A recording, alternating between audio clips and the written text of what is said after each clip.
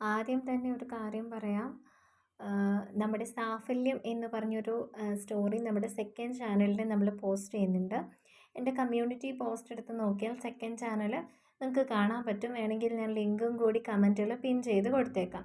ആ സ്റ്റോറി നിങ്ങൾക്ക് ഇഷ്ടപ്പെടുന്ന ഒരു പാറ്റേൺ ആണ്. മീൻസ് ഒരു നിങ്ങൾ തോന്നിയിട്ടുള്ളത് എൻ്റെ ഓഡിയൻസ് കൂടുതൽ ഫാമിലി സ്റ്റോറീസ് ആണ് എന്നാണ്. അപ്പോൾ ഇത് കംപ്ലീറ്റ് പാക്കേജ് ആണ് കേട്ടോ. ഫാമിലി സ്റ്റോറീസ് മീൻസ് നമ്മുടെ നാട്ടിൻ പുറത്ത് നടക്കുന്ന, നമ്മുടെ നാട്ടിൽ ഇത് എൻ്റെ വീട്ടിൽ നടക്കുന്ന കഥയല്ലേ എന്ന് തോന്നുന്ന സൈസിലുള്ള ഒരു കഥയാണിത്. ഒരു കംപ്ലീറ്റ് ഫാമിലി സ്റ്റോറി പാക്കേജാണിത്. അപ്പോൾ ഇഷ്ടമുള്ളവർ വായിച്ചു നോക്കിക്കോളൂ. ഞാൻ ലിങ്ക് കമൻറ്റ് ചെയ്തേക്കാം കേട്ടോ. അപ്പോൾ ഓക്കെ, സ്റ്റോറിയിലേക്ക് പോവാം. വേണ്ട, ഞാനിപ്പോൾ നന്നായിട്ട് ചൂട് പിടിച്ചിരിക്കുക. എന്തെങ്കിലും തണുത്തെടുത്താൽ മതി. ഇനി ഉള്ളിലേക്ക് കൂടി ചൂട് പോയാൽ ശരിയാവില്ല. അവളെ അടിമുടി നോക്കി മീശ പിരിച്ച് ഒരു കള്ളച്ചിരിയോടെയാണ് അവൻ പറഞ്ഞത്. എന്തു പറഞ്ഞാലും ഇങ്ങനെയുള്ള കാര്യങ്ങളിൽ മാത്രമേ ചെന്ന് നിൽക്കൂ. അല്പം ദേഷ്യത്തോടെ അവൻ്റെ മുഖത്തേക്ക് നോക്കി അവൾ പറഞ്ഞു, അല്ല, നിന്നെ കാണുമ്പോൾ ഞാൻ പിന്നെ ഇന്ത്യ പാക് യുദ്ധത്തെപ്പറ്റി സംസാരിക്കണോ? അതോ അതൊക്കെ പോട്ടെ, എങ്ങനെയുണ്ടായിരുന്നു ഇന്ന് ബീച്ചിൽ വെച്ച് തന്ന ഷോക്ക് ട്രീറ്റ്മെൻറ്റ്? അവളുടെ മുഖത്തേക്ക് നോക്കി ഒരു കുസൃതിയോടെ അവൻ ചോദിച്ചപ്പോൾ പെട്ടെന്ന് ആ മുഖത്ത് നാണം വിരിഞ്ഞത് അവൻ കണ്ടിരുന്നു. കണ്ണുകൾ താഴ്ത്തി നിൽക്കുന്നവളെ കണ്ടപ്പോൾ അവന് വീണ്ടും സ്നേഹമാണ് തോന്നിയത്. നിന്ന സ്ഥലത്ത് നിന്നും അവളെ എടുത്ത് പാതകത്തിന് മുകളിലേക്ക് കയറ്റിയിരുത്തിയവൻ ശേഷം അവളുടെ മുഖം കയ്യിലേക്കെടുത്തു. തൻ്റെ മുഖത്തെ നോക്കാതിരുന്നവളെ ബലമായി അവൻ്റെ മുഖത്തിന് നേരെ തിരിച്ചു പിടിച്ചു. എന്നിട്ട് ഭംഗിയായി ഒന്ന് ചിരിച്ചു കാണിച്ചു. പറ, എങ്ങനെയുണ്ടായിരുന്നു? ഒന്ന് പോയേ, എനിക്ക് സമയം വൈകും. ഇത് കഴിഞ്ഞിട്ട് വേണം പഠിക്കാൻ. ഇച്ചാൻ പോകാൻ നോക്കിക്കേ. ഓഹോ, എങ്കിൽ പിന്നെ ഞാൻ കൂടി നിന്നെ ഹെൽപ്പ് ചെയ്യും.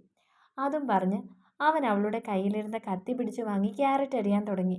അയ്യോ, അതൊന്നും വേണ്ട, ഞാൻ ചെയ്തോളാം. എൻ്റെ കൊച്ചിങ്ങനെ ഒറ്റയ്ക്ക് കിടന്ന് കഷ്ടപ്പെടുന്നത് എനിക്ക് സഹിക്കുമോ?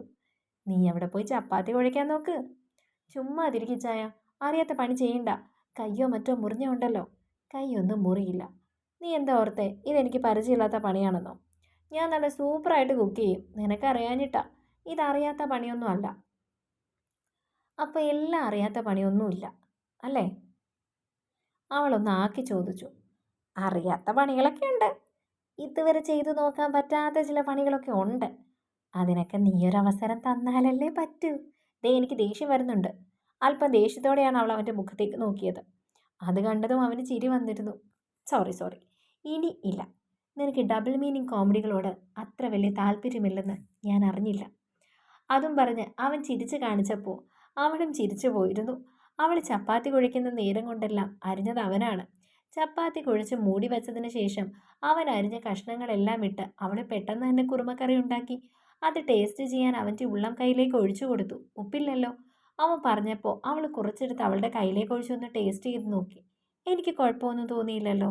ആവശ്യത്തിനുള്ളതായിട്ടാണ് തോന്നുന്നത്. അവൻ്റെ മുഖത്തേക്ക് നോക്കി അവൾ പറഞ്ഞപ്പോൾ അവളുടെ കയ്യിലിടുന്ന സ്പൂണിൽ നിന്നും ഒരു ഇത്തിരി കൂടി അവളുടെ കയ്യിലേക്ക് ഒഴിച്ച് അത് തൻ്റെ നാവ് കൊണ്ടൊന്ന് രുചിച്ച് നോക്കി. അവളുടെ മുഖത്തേക്ക് നോക്കി അവൻ പറഞ്ഞു, ഇപ്പം കറക്റ്റായി. വീണ്ടും അവൾ അവനെ ഒന്ന് കൂർപ്പിച്ച് നോക്കിയപ്പോൾ ഒന്നും മിണ്ടാതെ അവൾക്കരികിലേക്ക് വന്ന് അവൻ തൻ്റെ നെറ്റി അവളുടെ നെറ്റിയിൽ മുട്ടിച്ച് കഴിഞ്ഞിരുന്നു. ചുമ്മാ, ഇതൊക്കെ ഒരു രസമല്ലേ? പിന്നെ മറിയാമേ, ഞാനൊരു കാര്യം പറയാനിരിക്കുകയായിരുന്നു. എന്താ? ചപ്പാത്തി മാവ് ഉരുട്ടി ചപ്പാത്തി ഉണ്ടാക്കുന്നതിനിടയിൽ അവൾ ചോദിച്ചു, നമുക്കിവിടുന്ന് മാറണ്ടേ? നമുക്കോ? മനസ്സിലാവാതെ അവൾ ചോദിച്ചു. നമുക്കല്ല, നിനക്ക് ഹോസ്റ്റലിലേക്ക് പോകണ്ടേ? പെട്ടെന്ന് അവളുടെ മുഖത്തെ ഉത്സാഹം കെട്ടടങ്ങുന്നത് അവൻ കണ്ടിരുന്നു. തന്നെ പിരിയുക അവൾക്ക് അത്രമേൽ വിഷമമുണ്ടാക്കുന്ന കാര്യമാണെന്ന് മറ്റാരെക്കാളും നന്നായി ഇപ്പോൾ അവൻ അറിയാം. തന്നെ അവൾ അത്രത്തോളം സ്നേഹിക്കുന്നുണ്ട്. പുറത്ത് കാണിച്ചില്ലെങ്കിൽ പോലും തനിക്കത് മനസ്സിലാക്കാൻ സാധിക്കുന്നുണ്ട്. ഒരു നോട്ടത്തിൽ, ഒരു ചിരിയിലൊക്കെ അത് വ്യക്തമാണ്. തൻ്റെ മുഖം ഒന്ന് വാടിയാൽ പോലും അവൾക്ക് സഹിക്കാൻ പറ്റില്ല. അപ്പോഴത്തേക്കും മുഖം വാടിയല്ലോ. അവൻ അവളുടെ അരികിലേക്ക് ചെന്ന് അവളെ ഒന്ന് ചേർത്ത് പിടിച്ചു. അവൾ എതിർക്കാൻ പോയിരുന്നില്ല. അവളുടെ കയ്യിലിരുന്ന ചപ്പാത്തി വാങ്ങി അത് പാനിലേക്ക് ഇട്ട് ചുടാൻ തുടങ്ങിയവൻ. എൻ്റെ കൊച്ച് വിഷമിക്കൊന്നും വേണ്ട. നിന്നെ ഞാൻ അങ്ങനെ ഹോസ്പിറ്റലിൻ്റെ ലോക്കൽ ഹോസ്റ്റലിലൊന്നും ആക്കില്ല. നിനക്ക് നിൽക്കാൻ പറ്റിയൊരു പീച്ച് സെറ്റ് ചെയ്തു തരാം. അവിടെ ആകുമ്പോൾ എനിക്കൊന്ന് വന്ന് കാണുകയും ചെയ്യാം. ഹോസ്റ്റലിൽ വന്ന് ഞാൻ കണ്ട ആരെങ്കിലുമൊക്കെ അറിഞ്ഞ് ചിലപ്പോൾ പപ്പയുടെ ചെവിയിലൊക്കെ എത്തും. ഇതാകുമ്പോൾ ആ പ്രശ്നമില്ല. നിങ്ങളുടെ ക്ലാസ്സിൽ തന്നെയുള്ള 1-2 കുട്ടികൾ താമസിക്കുന്ന PG എനിക്കറിയാം. അവിടെ ഒരു അക്കോമഡേഷൻ കൂടി നോക്കാം. നാളെയോ മറ്റന്നാളോ ആയിട്ട് ഞാൻ തിരക്കും. അതിനു മുൻപ് നിന്നോടൊന്ന് പറയണ്ടേ? അതുകൊണ്ടാണ് ഇപ്പോൾ പറഞ്ഞത്. ഏതായാലും മമ്മി ഇല്ലാതിരുന്ന കാര്യമായി. ഇത്രയും ഫ്രീ ആയിട്ട് നിന്നോട് സംസാരിക്കാൻ പറ്റിയല്ലോ. പിന്നെ നമ്മൾ തമ്മിൽ കാണില്ല എന്നുള്ള വിഷമമൊന്നും വേണ്ട. നമുക്ക് എന്ന് ഹോസ്പിറ്റലിൽ വെച്ച് കാണാൻ പറ്റും. ഇനി അതുപോരാ, നിനക്ക് എന്നും എന്നെ കാണണമെങ്കിൽ ഞാൻ എന്നും നിന്റെ ഹോസ്റ്റലിൽ വരാം. അവളുടെ മുഖത്തേക്ക് നോക്കി ചിരിയോടെ അവൻ പറഞ്ഞപ്പോൾ അവൾക്ക് പകുതി ആശ്വാസമായിരുന്നു. മറ്റൊരു കാര്യം കൂടിയുണ്ട്. അവൾ മനസ്സിലാവാതെ അവൻ്റെ മുഖത്തേക്ക് നോക്കി. മമ്മയുടെ അമ്മച്ചി വരുന്നുണ്ട്. ചിലപ്പോൾ ഇവിടെ വരുമ്പോൾ നിന്നെ എന്തെങ്കിലുമൊക്കെ കുത്തി പറയും. പഴയ ആളുകളല്ലേ, അന്ന് ഹോസ്പിറ്റലിൽ വെച്ച് പറഞ്ഞത് ഓർമ്മയില്ലേ? അതുപോലെ എന്തെങ്കിലുമൊക്കെ ഡയലോഗ് വരും. അതിൽ നല്ലത് മറ്റൊരിടത്ത് പോയി നിൽക്കുന്നത് തന്നെയാണ്. നീ വിഷമിച്ചാൽ ഞാനും ഡിസ്റ്റർബ് ആവും.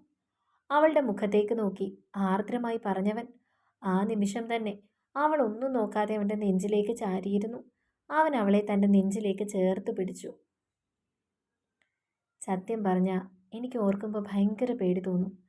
നമ്മൾ തമ്മിലുള്ള ഇഷ്ടം അങ്കിളും ആൻറ്റിയും അറിയുമ്പോൾ എന്തായിരിക്കും സംഭവിക്കാൻ പോകുന്നത്? എന്താണെങ്കിലും അവരുടെ ഭാഗത്തു നിന്നും ഒരിക്കലും പോസിറ്റീവായിട്ടുള്ളൊരു മറുപടി ഉണ്ടാവുമെന്ന് എനിക്ക് തോന്നുന്നില്ല. നിനക്ക് മാത്രമല്ല, ആ ഒരു തോന്നൽ എനിക്കുമില്ല. പ്രശ്നങ്ങളുണ്ടാവും, ഒരുപാടുണ്ടാവും. അതിനെയൊക്കെ തരണം ചെയ്യുക എന്നത് മാത്രമാണ് നമുക്ക് ചെയ്യാൻ പറ്റുന്നത്. അത്രയ്ക്ക് ധൈര്യമൊന്നും എനിക്കില്ല ഇച്ചായ. ഒരു പക്ഷേ ഞാൻ തളർന്നു പോവും. സാരമില്ല, ഞാൻ ചേർത്ത് പിടിച്ചോളാം, ധൈര്യം പകർന്നോളാം. ഞാനൊരു കാര്യം ചോദിച്ചോട്ടെ? ഒരുപാട് വട്ടം ചോദിച്ചപ്പോഴും ഇച്ചായൻ ഒരു തമാശയുടെ മേമ്പടിയോടെ മാറ്റിക്കളഞ്ഞതായത്. പക്ഷേ ഇന്നെനിക്ക് മറുപടി വേണം. പറയാൻ ഒരു പ്രത്യേകതകളും ഇല്ലാത്ത എന്നെപ്പോലൊരു പെൺകുട്ടിയെ എന്ത് കാര്യത്തിൻ്റെ പുറത്താ ഇങ്ങനെ ഇഷ്ടപ്പെടുന്നത്? ഇച്ചായൻ്റെ പൊസിഷനോ സൗന്ദര്യത്തിനോ ഒപ്പം നിൽക്കാൻ എനിക്ക് സാധിച്ചിട്ടില്ല. പിന്നെ എന്തിനാ എന്നോട് ഇങ്ങനെ? ഒരു സഹതാപത്തിൻ്റെ പുറത്ത് തോന്നിയ ഇഷ്ടമാണെങ്കിൽ പോലും ഇതിനോടകമായി ഇഷ്ടമില്ലാതാവും. പക്ഷെ സ്വന്തം അച്ഛനെയും അമ്മയും പോലും വേണ്ടെന്ന് വെച്ച് എന്നെ സ്നേഹിക്കാനും മാത്രമുള്ള പ്രത്യേകതകൾ എനിക്കുണ്ടെന്ന് എനിക്ക് തോന്നുന്നില്ല. നിന്നോട് എപ്പോഴും പറയുന്ന മറുപടി തന്നെയാണ് ഈ ഒരു കാര്യത്തിൽ ഇപ്പോഴും എനിക്ക് പറയാനുള്ളത്. നിന്റെ ചോദ്യത്തിന് എൻ്റെ കയ്യിൽ മറുപടിയില്ല. നിന്നെ എനിക്ക് ഒരുപാട് ഇഷ്ടമാണ്. നിന്റെ മനസ്സിൽ നീ എനിക്ക് തരുന്ന സ്ഥാനം, ആ സ്നേഹത്തിൻ്റെ ആഴം, അതൊന്നും മറ്റൊരു പെൺകുട്ടിയെ ഞാൻ എൻ്റെ ജീവിതത്തിലേക്ക് ക്ഷണിച്ചാൽ എനിക്ക് കിട്ടില്ല. ആരുമില്ലാത്തവരെ സ്നേഹിക്കുമ്പോൾ അവർ നമുക്ക് ഇങ്ങോട്ട് തരുന്ന സ്നേഹത്തിന് അളവുണ്ടാവില്ല. ഒരു ഉപാധികളുമില്ലാതെ സ്നേഹിക്കപ്പെടാൻ കഴിയുക എന്ന് പറയുന്നത് വലിയ കാര്യമാണ്. സഹതാപത്തിൻ്റെ പുറത്ത് തോന്നിയതല്ല. ആദ്യം നിന്നെ കണ്ടപ്പോൾ എനിക്ക് നിന്നെക്കുറിച്ച് ഒന്നും അറിയില്ലായിരുന്നു. അമ്മയുടെ കൂട്ടുകാരിയുടെ മോളാണ് നീയെന്ന് പോലും. പക്ഷേ ആ നിമിഷം തന്നെ എൻ്റെ മനസ്സിൽ നിന്നോട് തോന്നിയത് ഒരു പ്രത്യേകതയായിരുന്നു. നിന്റെ അവസ്ഥ എൻ്റെ ഇഷ്ടത്തെ സ്വാധീനിച്ചിട്ടുണ്ട്. അതൊക്കെ ശരിയാണ്. എന്നിലൂടെ നീ സന്തോഷം അനുഭവിക്കണമെന്ന് ഞാൻ ആഗ്രഹിച്ചു. നിനക്ക് കിട്ടാതെ പോയ സ്നേഹം മുഴുവൻ എനിക്ക് നൽകണമെന്ന് തോന്നി. അതിനുമപ്പുറം മറ്റൊന്നും എൻ്റെ മനസ്സിൽ നിന്നോട് തോന്നിയിരുന്നില്ല. ഇപ്പോൾ തോന്നുന്നത് മരണം വരെ നിന്നെ ഇങ്ങനെ ചേർത്ത് പിടിക്കണമെന്നാണ്. മരണത്തിന് പോലും വിട്ടുകൊടുക്കാതെ. നിറഞ്ഞു തുളുമ്പി അവളുടെ കണ്ണുകൾ അവൻ വിരലുകളാൽ തൂത്തുകൊടുത്തു. അവളൊന്നും മിണ്ടാതെ അവനെ കെട്ടിപ്പിടിച്ചു. ഏറെ നേരം അങ്ങനെ നിന്നു. അവൻ അവളുടെ മുടിയിൽ ആർദ്രമായി തഴുകുന്നുണ്ടായിരുന്നു. പിന്നെ കുറേ നേരം ഇങ്ങനെ നിന്നാൽ ഞാനങ്ങ് എപ്പോഴും ഡീസൻ്റ് ആകുമെന്ന് നീ വിചാരിക്കണ്ട. ചിലപ്പോഴെൻ്റെ സ്വഭാവമൊക്കെ പുറത്തു വരും. അന്നേരം പിന്നെ എന്നെ കണ്ണുരുത്തി പേടിപ്പിക്കാൻ നിൽക്കരുത്. ആ വാക്ക് കേൾക്കെ അവൾക്ക് ചിരി വന്നു പോയിരുന്നു. അവനിൽ നിന്നും അവൾ അകലാൻ തുടങ്ങി. അവൻ വീണ്ടും അവളെ തന്നിലേക്ക് ചേർത്ത് പിടിച്ചു. പറഞ്ഞപ്പോഴേക്ക് ഓടിപ്പോകാതെ, ഞാൻ വെറുതെ പറഞ്ഞതാടി. എനിക്ക് കൺട്രോൾ ഇല്ലെങ്കിൽ നീ ഇങ്ങനെ നിൽക്കുമോ? ഞാൻ എന്നെ തന്നെ കൺട്രോൾ ചെയ്ത് ഇവിടെ നിൽക്കുന്നത് കൊണ്ടാണ് നീ ഇവിടെ സേഫായിട്ട് നിൽക്കുന്നത്. ഇല്ലെങ്കിൽ നീ ഇപ്പോൾ ഇവിടെ 2 പെറ്റേനെ. ഓഹോ, ഞാനെന്താ പട്ടിയോ പൂച്ചയാണോ? ഇത്ര നാളല്ലേ ആയുള്ളൂ ഞാനിവിടെ വന്നിട്ട്, അതിനിടെ 2 പ്രസവവും? അവൾ ചോദിച്ചപ്പോൾ അവൻ പൊട്ടിച്ചിരിച്ചു. ഈ ഡയലോഗിൽ നീ തന്നെയാണ് സ്കോർ ചെയ്തത്. ഏതായാലും എൻ്റെ കൂടെ നടന്ന് നിനക്ക് കുറച്ച് ഹ്യൂമൻ സെൻസ് ഒക്കെ കിട്ടിയിട്ടുണ്ട്. കണ്ടോ, മുല്ലപ്പൂമ്പൊടി ഏറ്റുകിടക്കും കല്ലിന് മുണ്ടാ സൗരഭ്യം. അവൻ തൻ്റെ ടീഷർട്ട് കോളർ ഒന്ന് ഉയർത്തിപ്പിടിച്ച് അവളുടെ മുഖത്തേക്ക് നോക്കി പറഞ്ഞപ്പോൾ അവൾ ചിരിച്ചിരുന്നു. അവൾ കുസൃതിയോടെ അവൻ്റെ മീശയിൽ വേദനിപ്പിക്കാത്ത രീതിയിൽ ഒന്ന് പിടിച്ച് വലിക്കുകയും ചെയ്തു. ആ, പെണ്ണുപദ്രവം തുടങ്ങിയല്ലോ. അവളെ ചേർത്ത് പിടിച്ച് ചിരിയോടെ അവൻ പറഞ്ഞു. ഞാൻ ഇങ്ങനെയൊക്കെ ഇതാദ്യമായി ചായ. ഇതുവരെ ഞാനിങ്ങനെ ഒരു പുരുഷനോട് ഇത്ര സ്വാതന്ത്ര്യത്തിൽ ഇങ്ങനെ അടുത്തിടപെട്ടിട്ട് പോലുമില്ല. സത്യം പറഞ്ഞാൽ ചിലപ്പോൾ എനിക്ക് കയ്യും കാലും ഒക്കെ വിറയ്ക്കും. സാരമില്ല, ഞാനല്ലേ. എൻ്റെ അടുത്ത് എന്തിനും നിനക്ക് പൂർണ്ണ സ്വാതന്ത്ര്യമുണ്ട്. ഇനി നീ എന്നെ റേപ്പ് ചെയ്താലും ഞാനങ്ങ് സഹിക്കും. ഒരു കുസൃതിയോടെ അവൻ പറഞ്ഞപ്പോൾ അവൾ കൂർപ്പിച്ചൊന്ന് നോക്കിയിരുന്നു. ഞാനും ഇങ്ങനെയൊക്കെ ആദ്യമാ.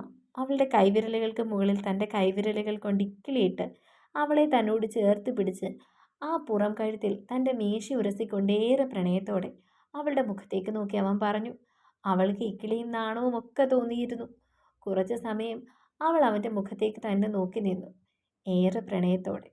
ശേഷം അവൻ്റെ മുഖം താഴ്ത്തി ചുണ്ടുകളിൽ നേർത്തൊരു ചുംബനം നൽകി. ആ നിമിഷം അവൾക്ക് അവനോട് അത്രമേൽ പ്രണയം തോന്നിപ്പോയിരുന്നു. അപ്പോൾ തന്നെയാണ് കോളിംഗ് ബെല്ല് അടിച്ചത്. അവൻ നൽകിയ പ്രണയത്തിൻ്റെ മുദ്രണത്തിൽ ഞെട്ടി നിൽക്കുകയാണ് സോളമൻ. പുറത്ത് നടന്നതൊന്നും അവൻ അറിഞ്ഞില്ലെന്ന് തോന്നി. അത്രത്തോളം അത്ഭുതം അവൻ്റെ മുഖത്തുണ്ട്. ഇച്ചായ, അവൾ വിളിച്ചപ്പോഴാണ് സ്ഥലകാല ബോധം വീണ്ടെടുത്തവൻ അവളെ നോക്കിയത്. തന്നെ അഭിമുഖീകരിക്കാനുള്ള മടിയായി നിൽക്കുകയാണ് അവൾ. പുറത്ത് വീണ്ടും കോളിംഗ് ബെൽ അടിക്കുന്നുണ്ട്. അത് കേട്ടതും അവൻ ചിരിയോടെ അവളുടെ മുഖത്തേക്കൊന്ന് നോക്കി തലയാട്ടി കണ്ണിറുക്കി കാണിച്ച് പുറത്തേക്ക് നടന്നിരുന്നു. അവൾ അപ്പോഴേക്കും നാണത്തിൽ കുതിർന്നങ്ങനെ നിന്നു. തുടരും. അടുത്ത ഭാഗങ്ങൾക്ക് വേണ്ടി ചാനൽ സബ്സ്ക്രൈബ് ചെയ്യുന്ന കാര്യം മറക്കണ്ട കേട്ടോ.